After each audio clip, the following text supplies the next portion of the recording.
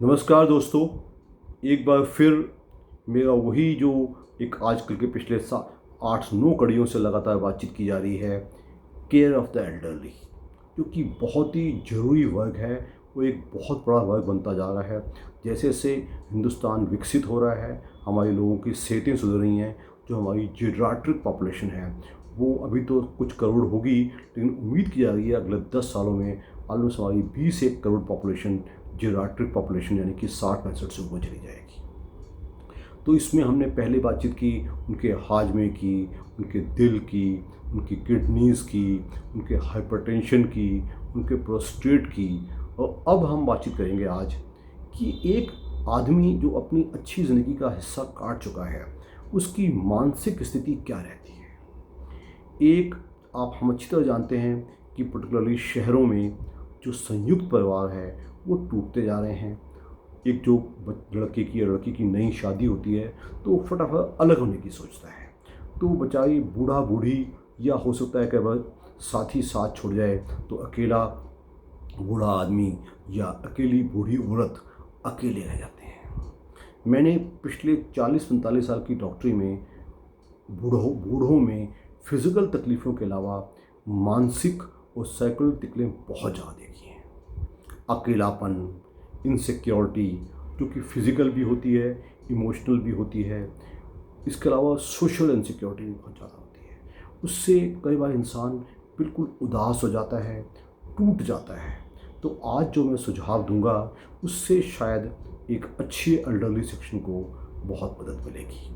अगर अभी तक आपने मेरा हेल्थ यूट्यूब चैनल घर का डॉक्टर जानकारी ही जीवन है आपने लाइक, शेयर या सब्सक्राइब नहीं किया है तो अवश्य कीजिएगा।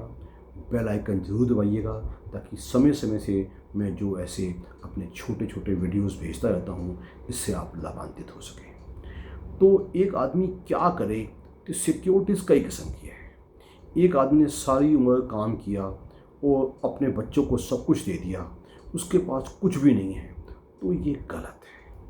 आज की तारीख में आपको अपना कल, इसकी ये नहीं कि कोई खुद गर्जी है, खुद ये नहीं कि आप अपने बच्चों की केयर नहीं करते हैं, ये आप अपनी केयर भी करते हैं, ये बहुत ज़रूरी है। अपने बुढ़ापे के लिए कुछ पूंजी अलग रखना, चाहे वो प्रोविडेंट फंड हो, चाहे वो अलग से आपने कोई एफडी करवा रखी हो, कोई प्रॉपर्टी आपके नाम है, तो कभी भी जब तक आप जिंदा हैं बच्चों को देने की बेहतर जल्दी नहीं करनी चाहिए। आपके नाम बहुत कुछ होना चाहिए।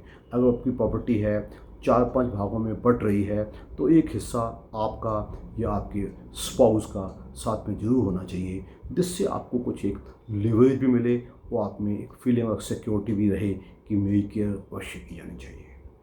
दूसरा होती है इमोशनल सिक्योरिटी।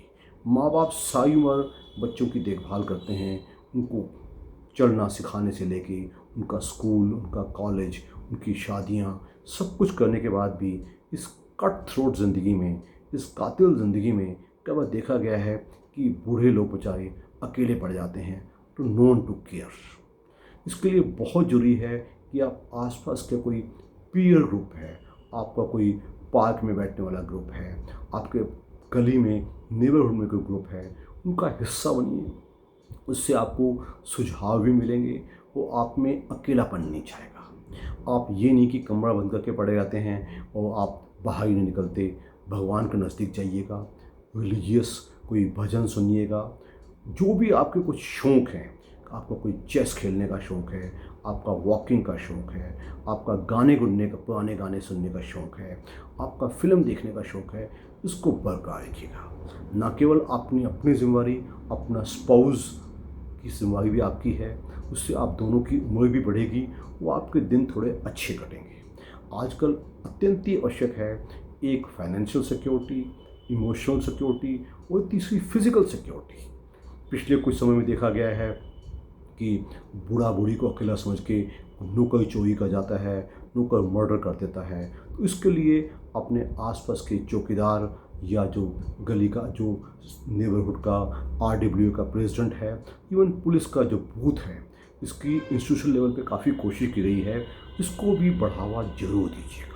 अपनी फिज़िकल फिटनेस का मिनिमम एक्सरसाइज करना, अपने डाइट का अपना डाइट का, जिसमें कि आप अपनी थोड़ा सा बैलेंस डाइट मिले, वो चाहे वो संयुक्त फैमिली में मिल रहा है, चाहे आपको अलग अरेंज करना पड़ता है, इसका विशेष दवाई दीजिएगा। अपने आप को ना टायर कीजिएगा ना रिटायर कीजिएगा, आपको एक अच्छी ज़िंदगी काटने का पूरा हक है। ये मेरे कुछ सुझाव हैं, शायद मैं एक बार वो इन शब्दों पे दोबारा बोलूँगा। तब तक के लिए धन्यवाद। Till we meet again, thank you.